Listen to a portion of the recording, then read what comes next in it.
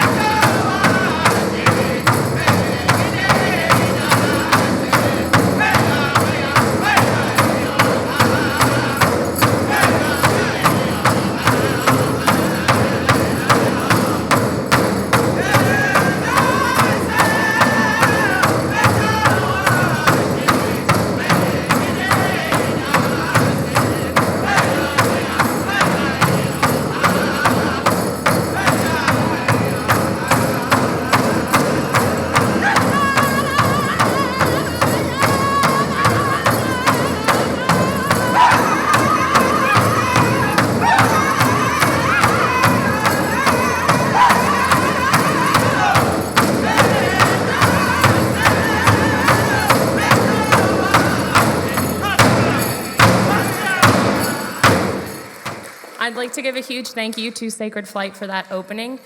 This drum group is particularly special to us. We have a KINU staff member and 2 KINU students who are members of Sacred Flight, and they are a competition-winning drum group. I'd now like to, yes, please, go ahead, clap.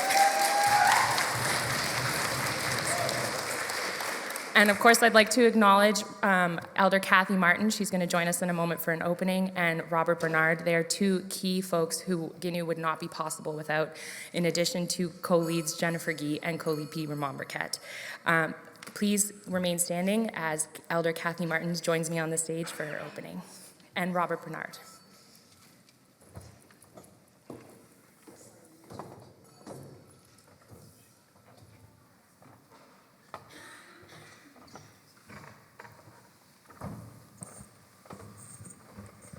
Hoi, you say something. Medawaloktiok. Weligiskuk. Anyway, welcome everybody. I want to do an honoring by opening this with a prayer from Robert and a chant that when I chant, it's a form of prayer as well. So I just, before we begin, I want to honor all those who have gone before us because it's their work that we are riding on the backs of. And we can't forget the suffering and the work that ancestors and even our recent leaders have been doing. Wilaliok. So Robert will start with a prayer and some words.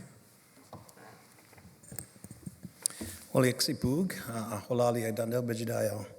Olnui tunige gru asid mai don kisi mina matas nagoy gisku. Kisok walali egg dandel begesli egg kiskuk. Meduega wajida egg tsai mudi egg dan wigukti de tele. Dolugudi ga hatigini daik chitkiskuk. Anki de mo dan dachwe no da wadasen. Dan tesigol nago galishkidao. Dolugudi chit kigamana achit kinjan ashkudaji. Aha wal das ultia dan tesiga mamaluk siegi. Atawnig jiksiduk siegi. Atawnig dolugudi. Anki de mo dan dachwe mashbidladi gadno. Maulugudnich. Mau yang kidere menen dan dachwe no da anki darsen. Achul das ultina giskuchi dan dachwe beges look sieg. Apugo koin da me lugodamino. Abibanamule gisul kabonamunen without tieshkua. So good morning, everybody. The prayer basically just talked about thanking everyone that's here today, but also really thanking the Creator for this journey that we're on and the importance of working together and the importance of partnering and understanding and looking at how, we need to work not just for today, but for our future generations, our children. Kathy and I have just traveled to Auckland, New Zealand the last 2 weeks, and we've learned a lot about how culture and language is so important with working for our people, for our future.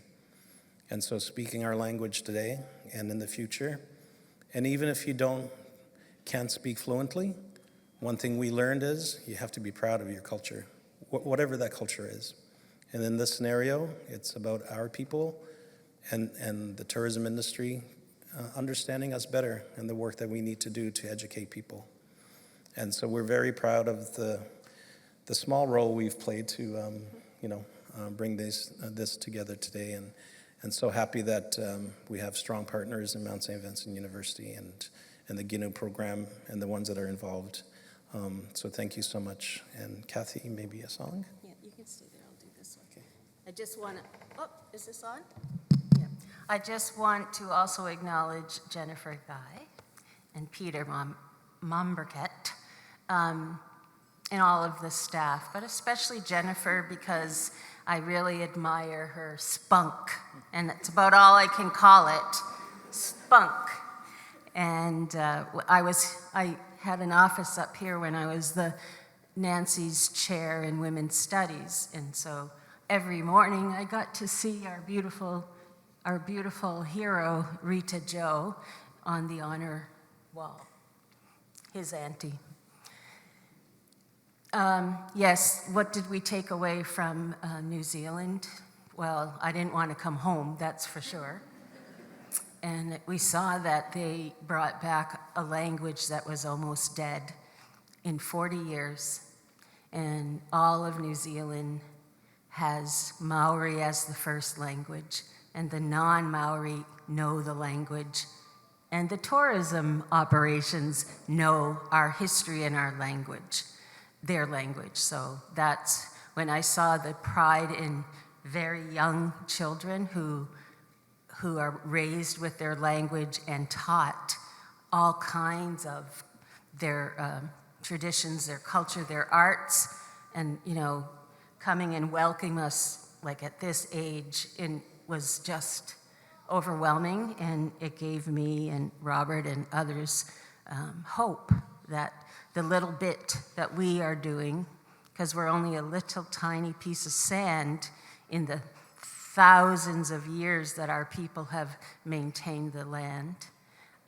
So I think we're going to see some real changes if people take after the model of KINU tourism, where it's hard, but they worked hard to make sure that the Mi'kmaq voice, Indigenous voice, was first. So, Walal and Jen.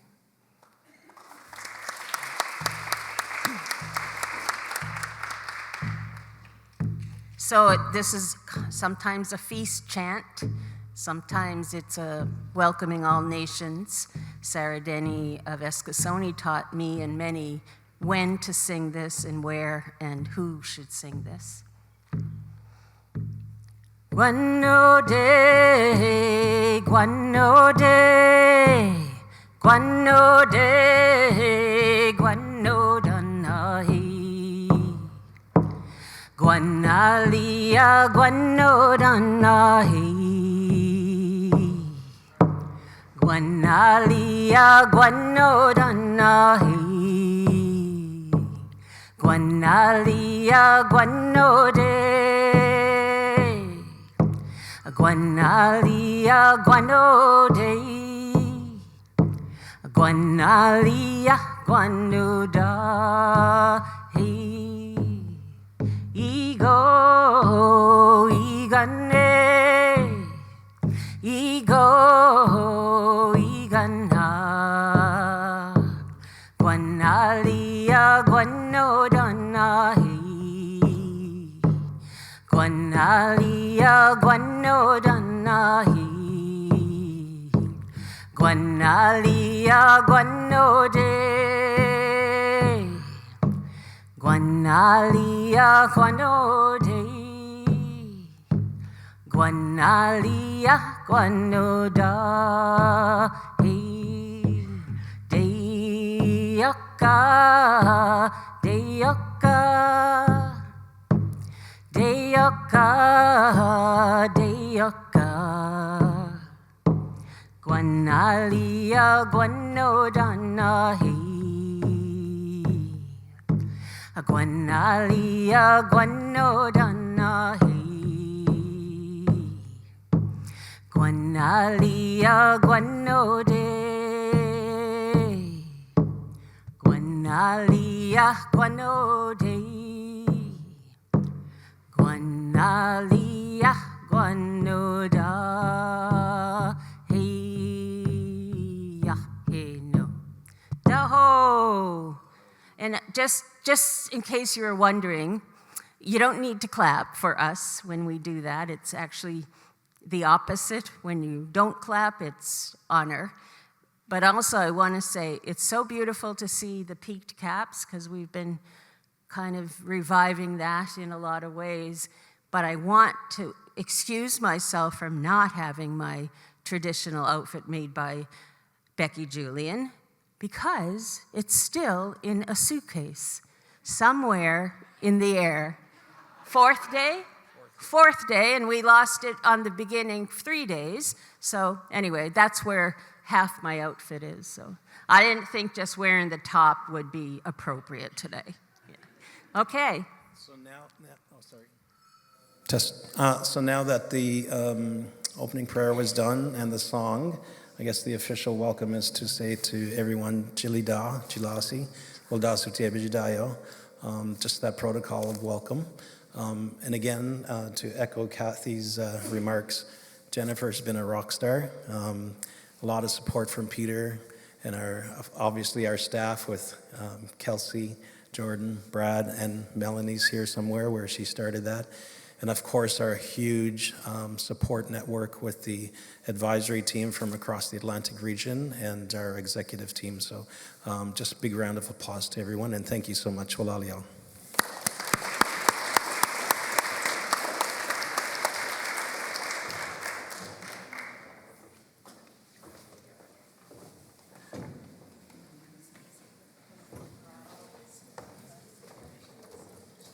Walalio, Kathy, and Robert. I would now like to invite Professor Jennifer Gee, she's also the co-lead of the KINU Tourism Project, to the stage to lead us in a land acknowledgement.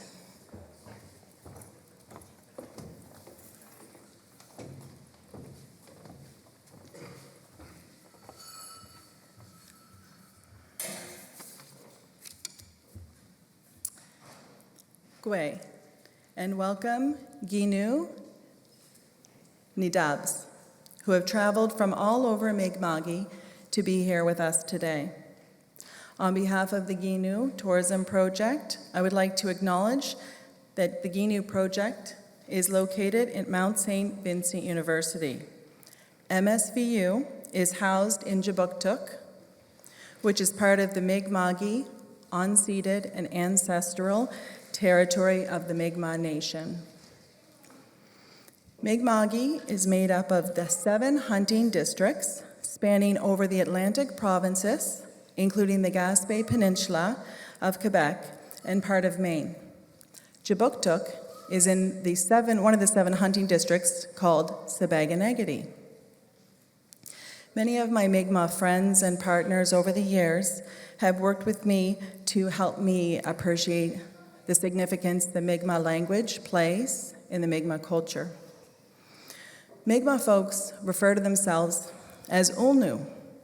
My understanding of the word Ulnu is it means people of the land.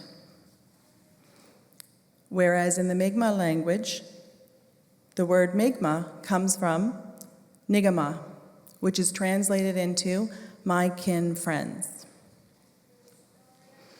The Mi'kmaq territory is covered by the covenant chains of the covenant chains of peace and friendship. The peace and friendship treaties were signed in the early 1700s among the Mi'kmaq, Wolastoqey, and Passamaquoddy, as well as the British. These treaties did not deal with the surrender of the lands or resources, but in fact recognized Mi'kmaq and Wolastoqey and established the rules for what was to be an ongoing relationship between nations. This is why we are all treaty people. This is also why land acknowledgements, and I will remind us, must include, I will repeat, Mi'kma'ki is the ancestral and unceded land of the Mi'kmaq people. During my learning about Indigenous culture, language, and history, I came across a Mi'kmaq phrase. Looking at Robert now. Wedgies squalia dunk, which is translated into we sprouted from. This implies that Indigenous people were like a plant that sprouted from the land. As such, one cannot live without the other. Here in Mi'kma'ki, we are inspired by the Ulnu and their mindful approaches to working in tourism and hospitality since time immemorial. These approaches to Indigenous tourism focus on preserving culture, language, and the land.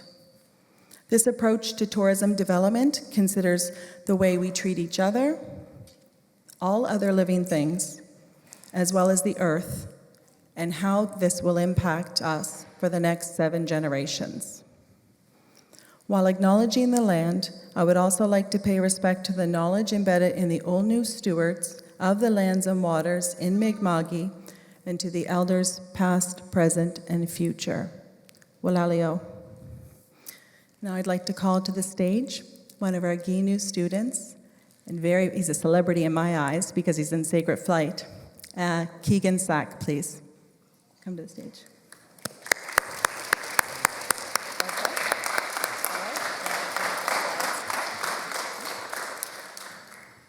Keegan, if you want, you're welcome to do it anywhere, wherever you prefer. I'm just going to show a slide really quick.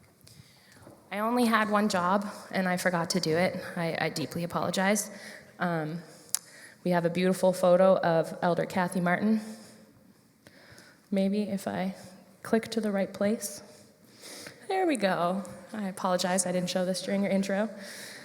And our team has worked incredibly hard to design this resource. It's a map of not only the Mi'kmaq, but also the Wolastoqey communities in Mi'kma'ki. So I just wanted to draw our attention to that. But I won't take any more time from Keegan. Hello, how's it going? All right, good afternoon, guys. My name is Keegan Sack. I'm the lead singer of Sacred Flight Singers and Eastern Eagle Singers. I just want to say that I'm very thankful to be here and to be able to share our gift and share a part of our lifestyle by coming here and singing today. I am a KINU student here at the Mount, and I'm very, very happy to be a part of this event and to see this happening. You know, there was a time in history where, as Indigenous people, we weren't allowed to gather like this. It was illegal. It was outlawed to be able to come together as people and sing and celebrate and sell our crafts and dance and be Olnu like this. So I'm very thankful for the opportunity to be here and sing. Us as a group, we've been singing together. Well, I've been singing with these guys for since I was 14. We've been bros since then, and we've sort of been on kind of separate groups up until a couple years ago. We decided to all come together and sing together. I don't want to like pump our own tires too much, but we've the past couple years we've won a few singing championships here locally in Mi'kma'ki, and we try to get together and practice and feast, and we didn't get invited to New Zealand, unfortunately. We're waiting for that call, but yeah, next year. Yeah, sound like a counselor. But like I said, I always think of there's a story we have, and one of the guys that sings with us, he had made a short film about it, and it makes me think all the time about our creation story in Glooscap. And long time ago, he left our people because he felt like he wasn't needed anymore. Our people were thriving and prospering, speaking their own language. Nobody was hungry, nobody was hurting, so he thought, this is a good time for me to go, I'm going to leave. And Glooscap left, and since then, you know, there's a lot of things that have happened to our Mi'kmaq people, and a lot of struggles, and a lot of things that he might not have thought were pretty cool. So in this story, Glooscap sends Martin, his little buddy, I guess, to come back and check on the people, check on the Mi'kmaq people. And I always think about, you know, if Martin was here and he's seen some of the hardships and some of the struggles we've been through, you know, what would he think? Would Glooscap want to return to our people to help us? But maybe if Martin returned today and he was here and witnessed us all gathering, all as people in this space and this institution for providing us the space to gather, you know, maybe that would be a good thing for him to see. So I want to thank you guys for coming, and I'm going to introduce our dancers here as well. We have Noel Julian, grass dancer. Yeah, he was actually Martin in the short film. It's a good. We'll have to. Maybe we'll have to get that in our Indigenous tourism class. We'll have to show that one. That'll be a good idea. And we have Jesse Benjamin as well here. So once again, I just want to say thank you guys. This is awesome to me for the school and as a student. This is only going to become a bigger thing, a bigger event, and more people are going to be here to participate in this healing, participate in this good medicine, and learn a little bit more about us. So we're going to sing you guys a song. Thank you.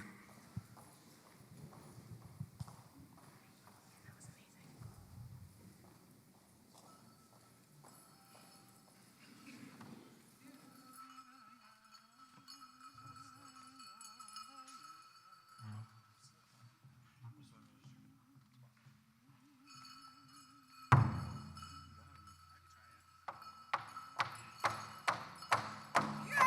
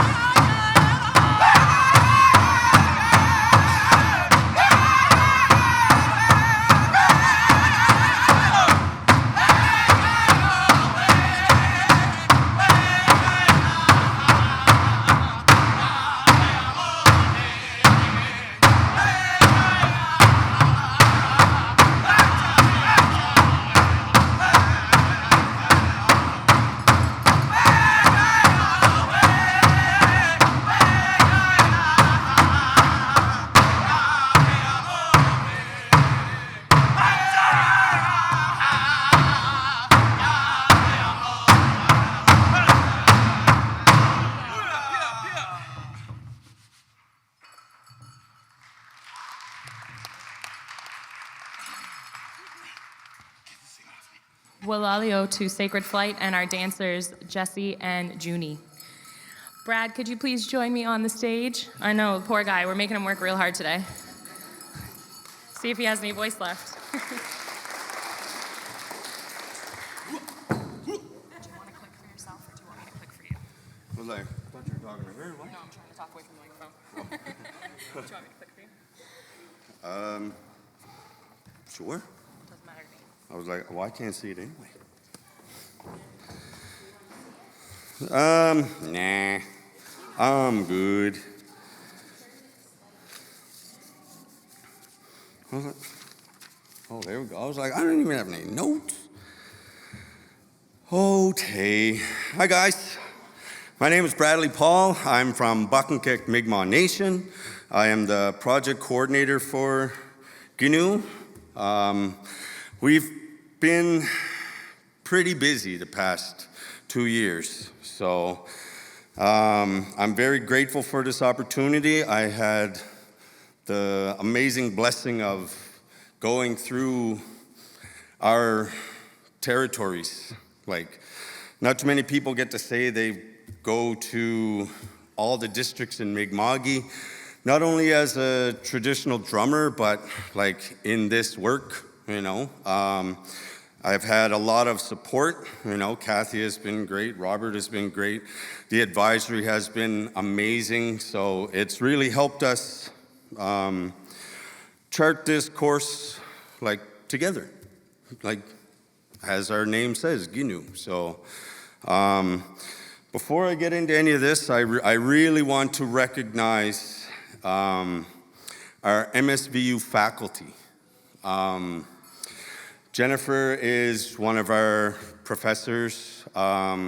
Candace Blaney is one of our professors. And I want to recognize one major thing that I've never seen from any other post-secondary institution is one of our students, Keegan Sack, is a moderate livelihood fisherman for his community of Sebeganegedig. And where he was fishing, it was during one of his most important courses. He had to be there in person. But because of the teachings of Robert, Kathy, and everyone else that we went to, our advisory, this professor allowed Keegan to still fish his moderate livelihood and do his lab remotely.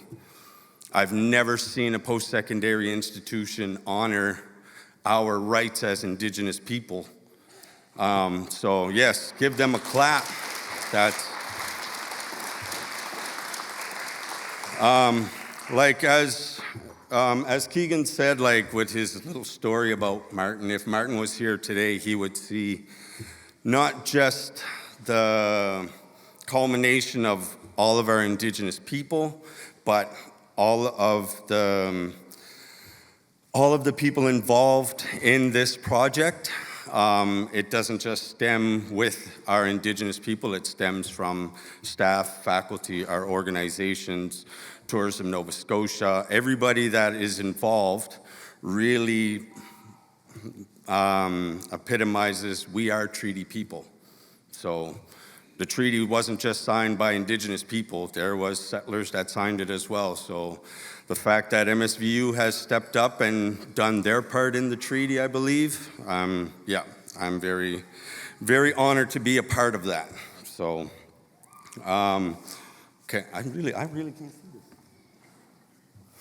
this. Okay, so, oh no, I found it right here. I'm good, Kathy Willallen. Oh my goodness. I was like, this is everywhere. Oh man, yes, I am going to read from this now. Yes, oh, I can read. Yeah. So, well, these are the achievements that we have done to date. So, we have created our KINU executive, which a few members are here. Robert is here, Kathy is here. I don't see Paulette. There she is. Look at that, hiding. Right, cool. That is one of our goals, but one of our major goals is to actually have the KINU Tourism Project Mi'kma'ki Advisory Committee, which goes all through Mi'kma'ki. It's not just a certain part. We have Unama'ki, we have Sabeganegadik, we have Gespegawagi, we have Ebigwit, we have Piktuk, we have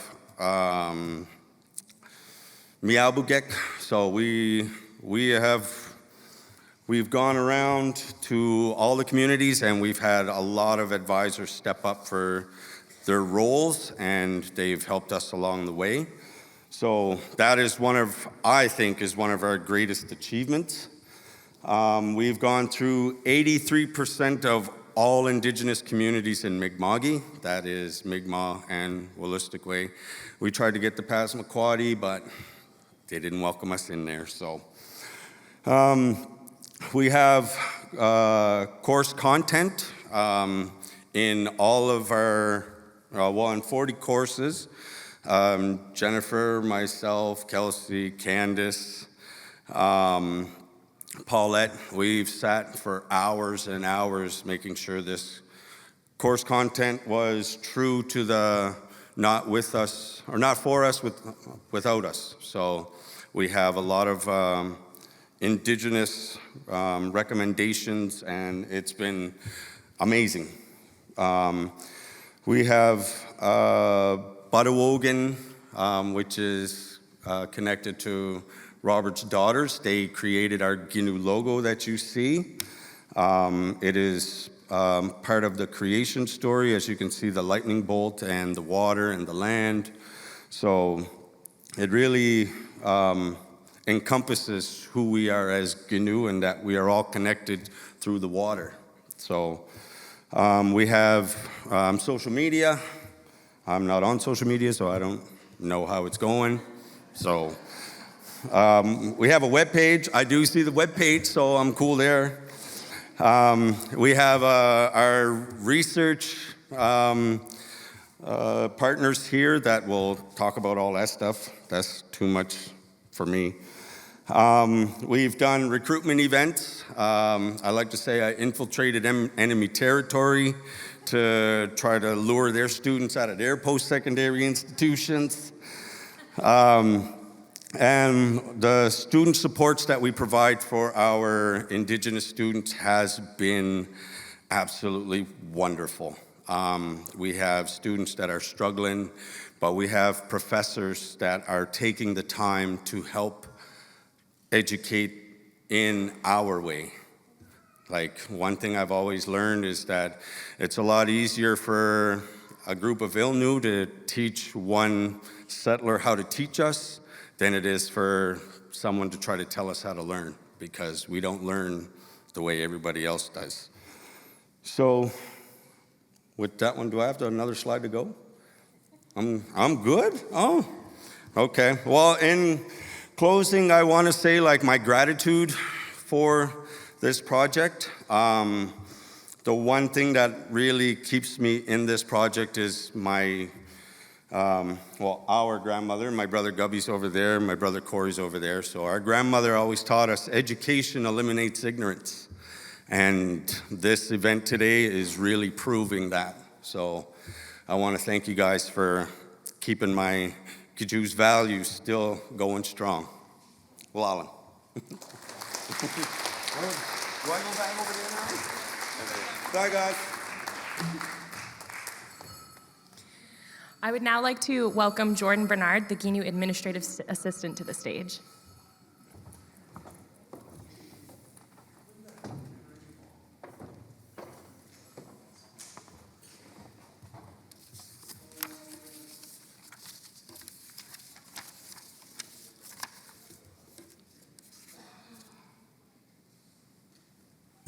Hello, everyone.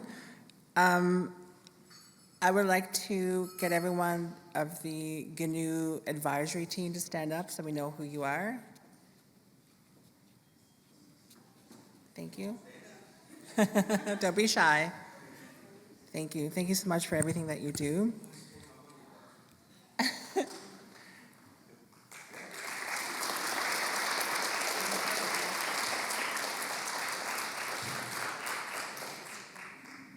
And also our executive to stand up, please.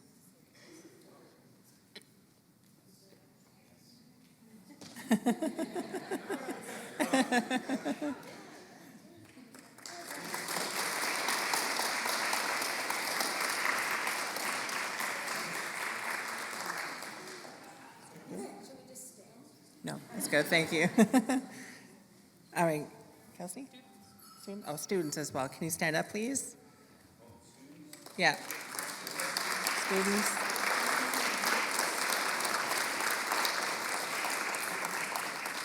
Thank you so much, everyone. Kelsey?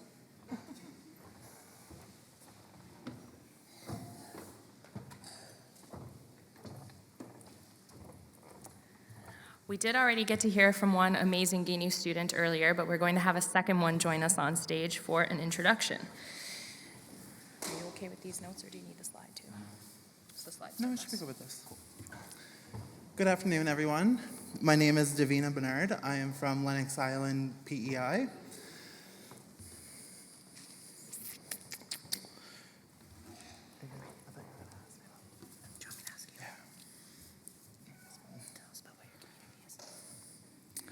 So I grew up in a small reserve in PEI, Lennox Island.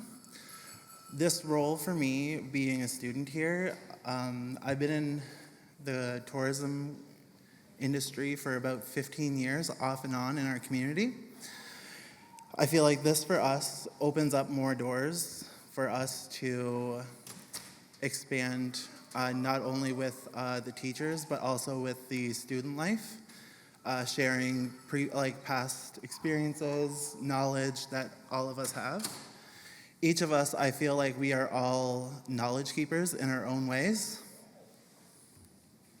Do you have a favorite KINU experience so far? So we've had the privilege of going on not workplace, what are they called? Experiential. Oh, the land-based learning. Land-based learning. With that, we gone to Millbrook, which for us was a good opportunity not only to share knowledge with the other Indigenous students, but we also had the other tourism students in Mount St. Vincent come along with us and learn more knowledge. I'd like to say the benefit of KINU would be it's more one-on-one with the instructors, plus the amazing staff that we have. And I'd like to take the time to thank everyone that came out today. Well, all in.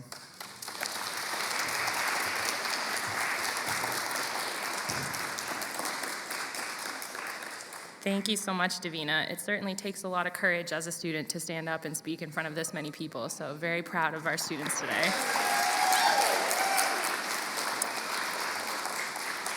So I believe some folks, at least in the audience, should know that one of the exciting parts about today is that we are also publicly releasing our research report.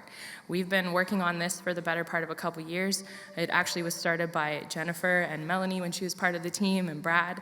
But I would like to introduce a member of our research team, Juletta Sorensen-Cass, and she's going to come and give us a little presentation.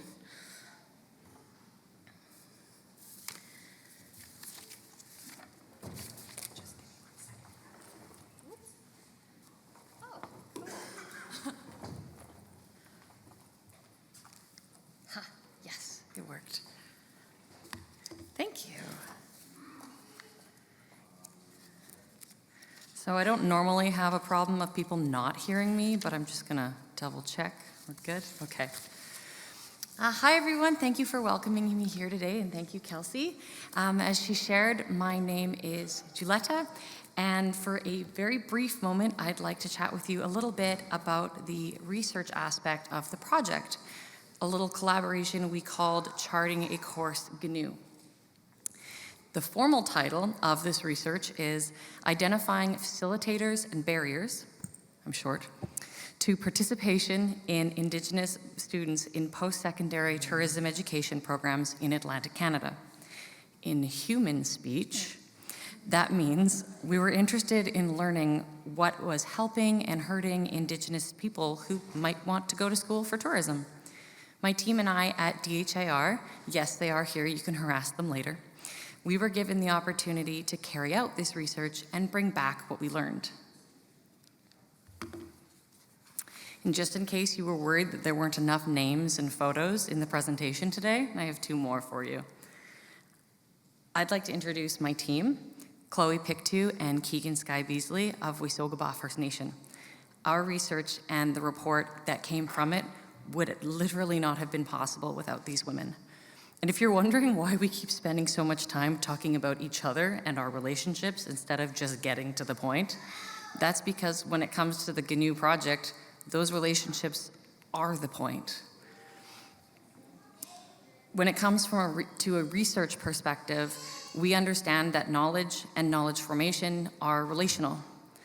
For community research to be effective and to accurately reflect people's voices, the whole thing has to start from the beginning to the end with relationships. At least that's what our research shows. Chloe and I traveled around much of KINU, not as much as Brad, and we completed 18 interviews in 16 communities across Mi'kma'ki. And while doing so, we had the realization that we weren't just collecting data, we were collecting and sharing in story. Hearing the teachings of Elder Albert Marshall, we wanted to interpret and also express what we were hearing through both Western science and Indigenous knowledge. And while I humbly like to think that the entire report is significant, what I'm most proud of is this. Following the work of several Indigenous scholars, we translated the categories, sub-themes, and themes of the interviews into a network of streams, rivers, and harbors. Why? Because if we as Indigenous and non-Indigenous people are going to work together, we need to learn to understand together and to see from one another's eyes. And so we wanted to show this in more than just the conventional way of presenting information. We wanted to show it through both eyes. And as I mentioned, the overarching theme that came from our research was relationships. What facilitated Indigenous participation in tourism education were relationships. And what prevented that participation was largely broken relationships, often the result of historical harms. Oops, sorry, I can't remember my next page. So this report is just one small part of the overall KINU project. But hopefully I have confused you just enough that you'll want to go and read it later. You can see Kelsey for the details on where you can get that. And if I've overly confused you, well, don't you worry, because myself and Keegan are both here, and you can embarrass us later. Merci.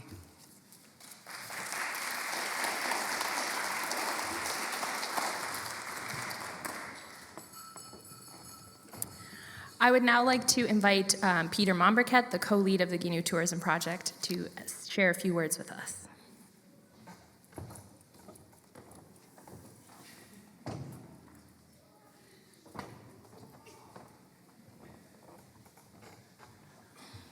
Good morning, everybody. I'm going to apologize in the front end. This is a little unscripted. I almost had a family commitment that was going to prevent me from being here, so I had no actual plans to speak. And Jen came up to me and said, "I'd like you to say a few words." And I was going to say no. Frankly, it's not that I mind speaking in public. Those that know me know I don't mind being the center of attention. But I figured the event was going to go too long and I wasn't prepared. But I also quickly thought that there's a number of people that I wanted to thank and a couple of things that I did want to say. So I would take that opportunity very quickly. And I wanted to give you just a little bit of background about myself. I grew up in Sydney. It was adjacent to Member 2. Member 2 is the only city, I think, in Canada that is an Indigenous community inside the city limits. So I had the benefit of going to school with a lot of Indigenous students and a lot of Indigenous people. And they lived different lives. And I didn't really necessarily grasp why. And frankly, I was ignorant. It wasn't until the information broke about the residential schools that I had my first thought about what the differences were and why those differences had occurred. And so when Jen approached me with an idea she got with Kathy and Martin to try to indigenize our curriculum, one of the things my mother had taught me was to try to give back and try to help people. I said yes, and I'm thrilled that I did. And one of the things for me personally in this process is I didn't know how much I didn't know. And so I have to thank all the Indigenous people and all our Indigenous friends for helping educate me into the true history of Nova Scotia and the true history of North America. I actually have a history degree. And I have to say, my ignorance on the true history of our province, and my specialty was Atlantic Canadian history, was really shocking. So I really want to thank everybody for their contributions in my own personal education. Before you can make any demonstrative difference, you have to have some education and background yourself. And I want to thank Robert and Kathy in particular for being extraordinarily patient with me. Because I'm not necessarily a patient man, and I recognize that. And they exercise tremendous patience in educating me and educating our faculty and educating our students about Indigenous culture and Indigenous history. And we frankly wouldn't be here today without their contribution. The other thing that I wanted to jump up here and say, and I don't know where she's at, Jennifer Gee is somewhere in this room. There she is back there. For those that work closely know that Jennifer and I sometimes work almost as brother or sister, but sometimes we often work as a recently divorced married couple that are quite spiteful of one another. That aside, this project wouldn't exist without Jen. It really wouldn't. Her passion, her enthusiasm, her unwavering commitment to this project is second to none. It really genuinely is.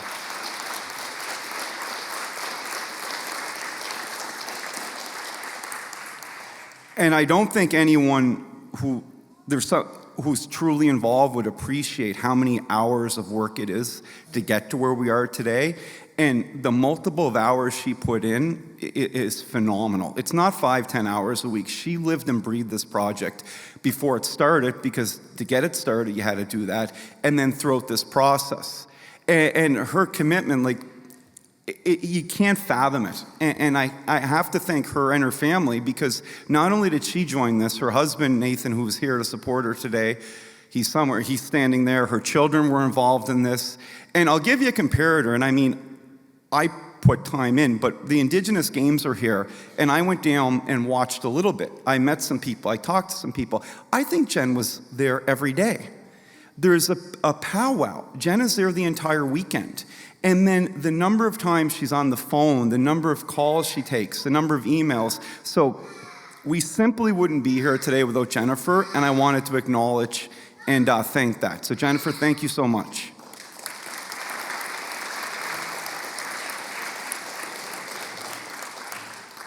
Other than that, I do want to thank the people in the administration at the university. We work at a very special institution that embraced and were very open to the changes that we're doing here and the indigenization of the curriculum.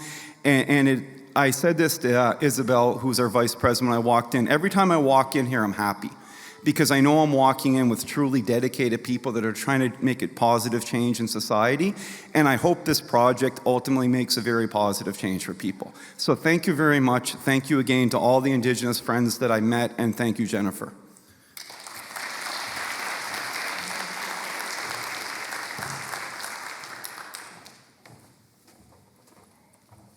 We are coming to a close of today's event. I would like to invite Elder Kathy to join me again on stage for our closing.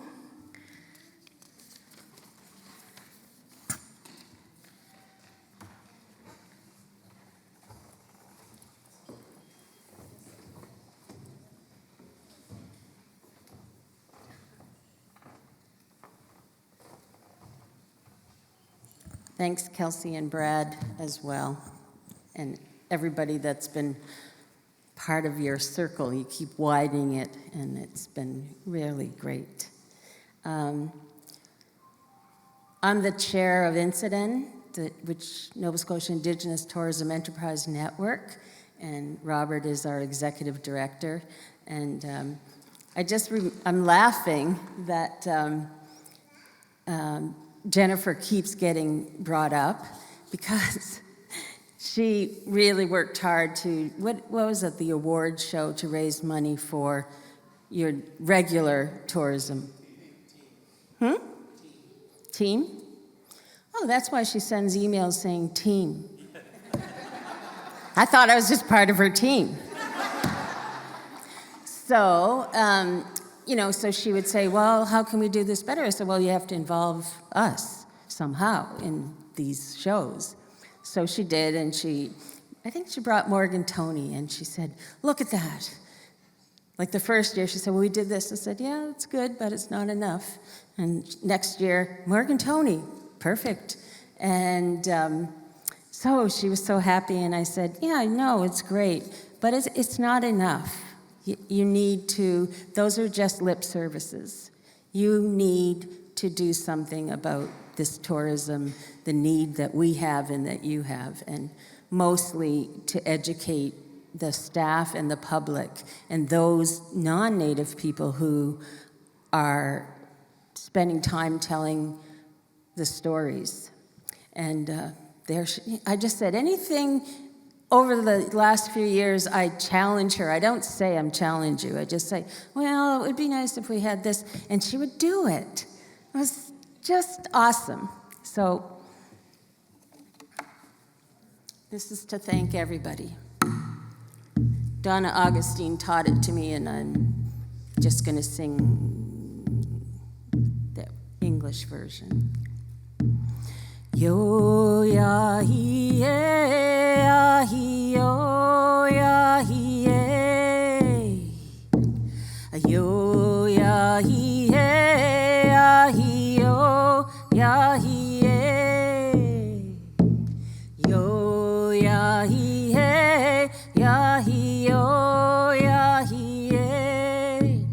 yo ya hi ya hi yo. Thank you, Great Spirit, for thunder in the sky. Thanks for the seasons that are part of life. Thanks for the daytime and for the night. And thanks for the way of our lives. Yo ya hi ya hi yo ya hi yo ya hi ya hi yo ya hi yo ya hi ya hi yo ya hi yo ya hi ya hi yo ya hi yo. Daho. And President, our Mount St. Vincent University president, who sort of got thrown into this in the middle of it, and thank you so much for that, Joel. All right, Daho.